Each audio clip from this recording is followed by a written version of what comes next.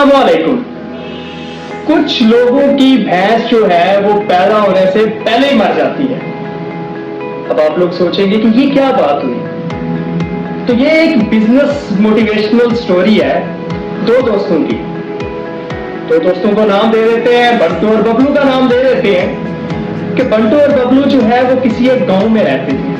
तो एक दिन जो है वो दोनों दोस्त बैठे हुए थे, तो दोनों ने मिलकर जो है वो एक डिसीजन लिया कि हम लोग कुछ पैसे डालकर जो है वो एक भैंस लेते हैं। तो वहां पर बैठे बैठे उन्होंने प्लान किया कि हम भैंस में चारा डालेंगे, उसको उसके इंतजामात करेंगे, उस पर मेहनत करेंगे। वो भैंस जो है वो दूध देगी, उस दूध से जो है वो हम दही बनाएंगे, मक्खन तैयार करेंगे और उससे जो है वो और चीजें बनाएंगे, मिल्क प्रोडक्ट्स जितनी भी हैं उसको हम मार्केट में बेचेंगे और इससे हमारा बिजनेस जो है वो ग्रो हो जाएगा। तो ये बहुत ही अच्छा प्लान था उनका। तो उन्होंने कहा कि कल हम जो है वो गांव के चौराहे पर मिलेंगे और वहां पर हम दोनों मिलकर जो है वो एक भैंस खरीदने जाएंगे। तो अगले दिन जो है वो बंटू जो है वो तो आ गया वहां पर, लेकिन बबलू वहां पर नहीं आया। उसने 1 घंटा इंतजार किया, 2 घंटे गुजर गए, 3 घंटे गुजर गए। तो उसने सोचा बंटू ने कि यार देखे शायद मेरे दोस्त का इंटरेस्ट नहीं रहा इसमें, क्या है कि मैं खुद ही जाकर जो है ये सारा कुछ करता हूं। तो वो चल दिया दूसरे गांव की तरफ और वहां जाकर उसने एक भैंस खरीदी और उसको ले आया। अब उसने उसकी खिदमत करना शुरू कर दी, उसको चारा डालना, उस पर वर्क करना और आहिस्ता आहिस्ता उससे दूध निकलना शुरू हुआ और वो उसने मार्केट में जो है वो मिल्क प्रोडक्ट्स तैयार करना शुरू कर दी। उसकी मिल्क प्रोडक्ट्स जो है वो बिकना शुरू हो गई और उसने जितने भी पैसे आए उसके पास उसने बिजनेस में री इन्वेस्ट करना शुरू कर दिया। ये बहुत अच्छी बात थी उसकी कि जब उसने री इन्वेस्ट करना शुरू कर दिया तो उसकी एक भैंस से 2 हो गई, 2 से 10 हो गई, 10 से 20 हो गई। और जब उसका बिजनेस जो है वो एक्सपेंड हो गया, अच्छा खासा बिजनेस चलने लग गया, उसकी मिल्क प्रोडक्ट्स जो है वो अच्छे दामों में मार्केट में बिकने लग गई, तो वो यहां पे रुका नहीं। उसने अपने बिजनेस को और एक्सपेंड करने की सोची। वो शहर चला गया। शहर जाकर उसने अपनी मिल्क प्रोडक्ट्स जो थी वो इंट्रोड्यूस करवाई और वहां पर जो है वो उसने अपनी मिल्क प्रोडक्ट्स जो है वो बेचना शुरू कर दी। अब उसका काम जो है वो शहर में भी बड़ा अच्छा खासा हो गया, चलने लग गया और कुछ ही महीनों में जो है उसकी फैक्ट्रियां हो गई मिल्क प्रोडक्ट्स की, उसके पास गाड़ियां आ गई, बहुत बड़ा घर आ गया। और वो एक जो अचीवेबल लाइफ होती है, एक मेहनत के बाद जो बंदा जो है एक लाइफ गुजारना चाहता है, वो ये लाइफ गुजार रहा था। एक दिन उसको ख्याल आया कि क्यों ना मैं अपने गांव जाऊं। उसको अपने दोस्तों की याद आई, उसको गांव वालों की याद आई, तो वो गांव की तरफ चल दिया। जब वो गांव जा रहा था तो पथरीला रास्ता था, मट्टी वाला रास्ता था, तो वहां पर उसकी गाड़ी जो है वो फंस गई। बड़ा परेशान हुआ, इधर उधर देखा तो कोई बंदा नजर नहीं आया उसको। गाड़ी से बाहर निकला, दूर उसने देखा तो एक दरख्त के नीचे एक बंदा बैठा हुआ था।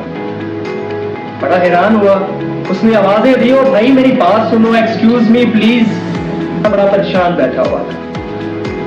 वो उसकी तरफ बढ़ गया, उसके पास गया जब, तो उसने जब नजदीक जाकर देखा तो वो कोई और नहीं था, उसका दोस्त बैठा हुआ था। वो बड़ा परेशान हुआ कि आप यहाँ क्या कर रहे हो, मतलब गांव से दूर आप यहाँ पर पेड़ के नीचे अकेले बैठे हुए हैं। तो वो तो हैरान हुआ ही, उसका दोस्त बहुत ज्यादा हैरान हुआ। उसने अपने दोस्त को पहली बात तो पहचाना ही नहीं। जब उसने बताया कि मैं तेरा दोस्त हूं बंटू, तो वो बड़ा हैरान हुआ कि मेरा दोस्त जो है वो सीधा सा बंदा था, 1-2 भैंसें थी उसके पास, छोटा मोटा वो काम करता था। ये इतनी बड़ी गाड़ी में ये सूट बूट पहनकर आप मेरे दोस्त नहीं हो सकते। तो उस दोस्त ने कहा कि मैंने वही एक भैंस खरीदी थी और उसी चौराहे पर तेरा इंतजार किया था जहां पर तू नहीं आया था, और आज देखो मैं बहुत बड़ा आदमी बन गया हूं। उस एक भैंस को खरीदकर मैंने बहुत बड़ा बिजनेस बनाया, एक अंपायर बनाया मैंने। तो वो बड़ा हैरान हुआ।